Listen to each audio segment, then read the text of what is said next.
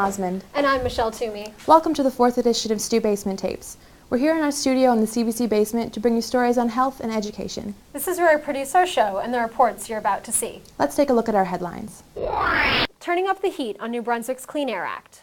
Never too late to learn the improving literacy rates in New Brunswick. Mac therapy at UNB, a new class for the newly converted.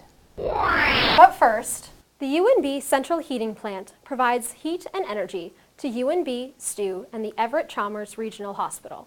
The plant meets all the province's regulations, but as Laura Brown reports, people who live near the UNB smokestack say this isn't enough. This is the view from Janice Ryan's apartment.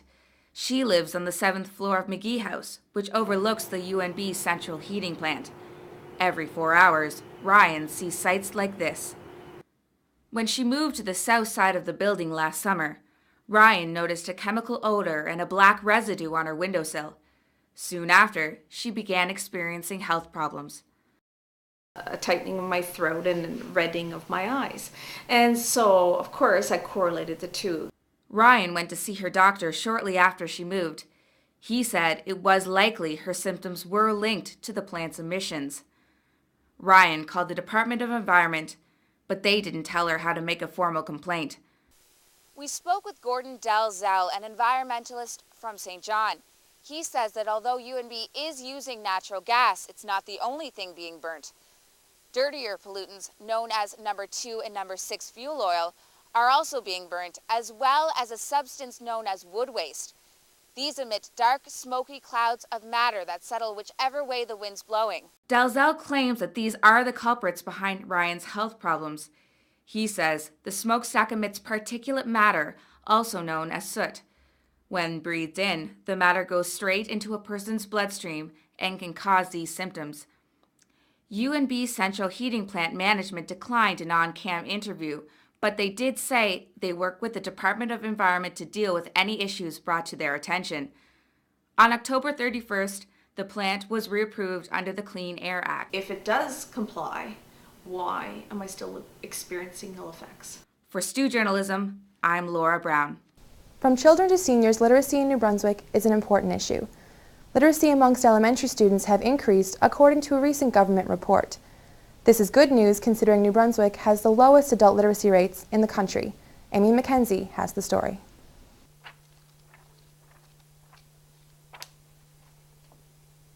Della is 78 years old, but she's back in school. She's one of many New Brunswickers without sufficient literacy skills. I went into grade 8, but just didn't go any further in grade 8. Just working. And Della is one of 15,000 students who goes to Central Valley Adult Learning Centre and is one of the many programs that exist for the purpose of increasing literacy rates. The province has the worst literacy rates in Canada. Over half of New Brunswickers have insufficient literacy skills. But things are changing. A recent government report shows that literacy rates among elementary students have been steadily increasing. These are two of the students that took the literacy assessment. They go to Park Street School, one of the first schools in the province to adopt progressive literacy programs in their curriculum. Cynthia Burke has learned to love reading through these programs. Even when I can watch TV or play a video game or something, I just decided that I just want to read instead. We're hoping that that will carry through and that they can show that they all have promise. The director of Della's adult learning program says it's too soon to say how significant the increase in this rate is. If they don't continue to receive the same support, then, by default, they're going to become part of the adult literacy rate that New Brunswick currently has. It's not clear whether or not these child-based initiatives will affect adult literacy, but as we can see with the rising child literacy rates, it's a good start. For Stu Journalism, I'm Amy McKenzie. Members of Fredericton's Stepping Stone Centre are getting their groove back. The Senior Centre offers belly dancing classes for women over 60 and some as old as 92. Here's Anna Frenzovich with the story. It's just what the doctor prescribed for Norma Mason. Norma is 92 years young and has been belly dancing since she was in her 80s. My family approved, but my friends thought that I had a screw loose. At my age, I was in my 80s when I started belly dancing, and they thought, Norma took a break from belly dancing a few years ago, but her doctor urged her to pick the class up again. The exercise is great for Norma because it keeps her limber and active. Norma is a part of Tuesday's afternoon class at the Stepping Stone Center. In the olden days, some Arabic tribes would use this dance to pay homage to the goddess of fertility.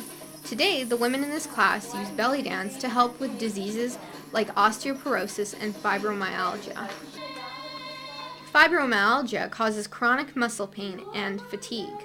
According to an article by a professional belly dancer, the graceful hip drops and pivots help make use of muscle groups in the abdomen, pelvis, trunk, spine, and neck.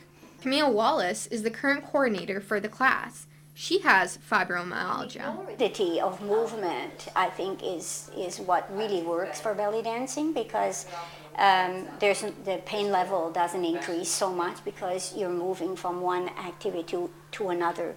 Belly dancing is a great way to stay young and vibrant, and as these ladies have shown us, there's no age limit to fun. For Stu Journalism, I'm Anna Frenzovich.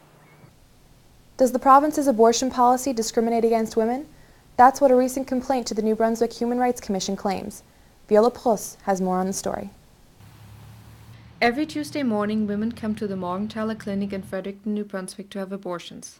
According to the New Brunswick Medical Payment Services Act, women need 2 doctors to sign off to have an abortion in a hospital. Those who don't get the signatures pay between $600 and $800 to come here, the only private clinic in the province. This clinic is also the only one in the country that isn't publicly funded. Simone Leibovich has been the manager at the clinic for 6 years. She wants to see the Medical Payment Services Act abolished so women don't have to pay out of pocket anymore. And I think New Brunswick is behind the times, basically. I mean, we have this sort of prevalent culture of shame and blame here, where women are feeling guilty when they come here to get a legitimate, legal medical service. For many women, this clinic is a last resort. In 2008, 9% of New Brunswickers 12 and older didn't have regular access to a family doctor, and some with access are still forced to come here because their doctor doesn't agree with abortion. The New Brunswick Medical Society could not be reached for comment on the complaint. A board of inquiry appointed by the New Brunswick Human Rights Commission will hold hearings to see if the Human Rights Act has been violated. A date for the hearings has not been set yet. If the Act has been violated, the board could order whoever violated it to take a number of actions. This could include compensating whoever filed the complaint for any financial loss or emotional suffering. While the human rights complaint goes through the system, between 600 and 650 women a year will continue to walk up this ramp on Tuesday mornings. For Stu Journalism, I'm Viola Pruss. The recent death of a St. Thomas University student has raised questions about the level of drinking on Fredericton University campuses. Police say the death was accidental, and autopsy results have not been released yet. As Lauren Bird reports, this is an issue on campuses around North America and in Europe. Alcohol is at the center of a lot of university fun, but some students say they feel too much pressure to drink. Courtney Hill is a fourth-year science student at the University of New Brunswick. She says she's recently cut back on socializing because of the pressure to get drunk. It's like I don't hang out with anyone because, well, like lately I just like sit at home a lot on like weekends and stuff because I don't really want to do that anymore because I feel depressed in the morning when I wake up. And then, so it's like, well, if I'm not doing that, then I'm not doing anything. The head of UNB Security, Bruce Rogerson, says last month alone there were 869 Liquor Act violations on campus.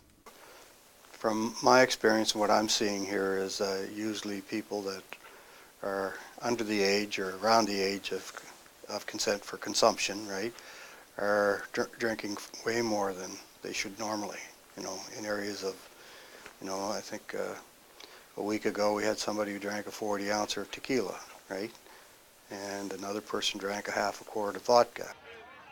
At St. Thomas University, residence advisors are trained to deal with drinking. The first week of university is dry for all first-year students. Students who violate residence policies on drinking can receive alcohol probation. If this probation is broken, the student can be kicked out of residence. Rogerson also says that students should be encouraging each other more on the dangers of heavy drinking.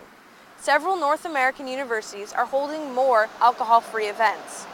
The University of Alberta has organized a peer health education program called How to Party and Live to Tell About It. For Stu Journalism, I'm Lauren Bird. Some university students turn to peanut butter and jam sandwiches to get by, but for Claire Hargrove, her bread and butter is a little different. It's estimated that 1 in 133 Canadians suffer from celiac disease. Brianna James reports.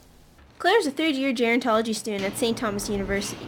She was diagnosed with celiac this past month. If people with celiac disease eat any foods that contain traces of gluten in them, they get sick. Gluten is found in wheat, oats, or rye.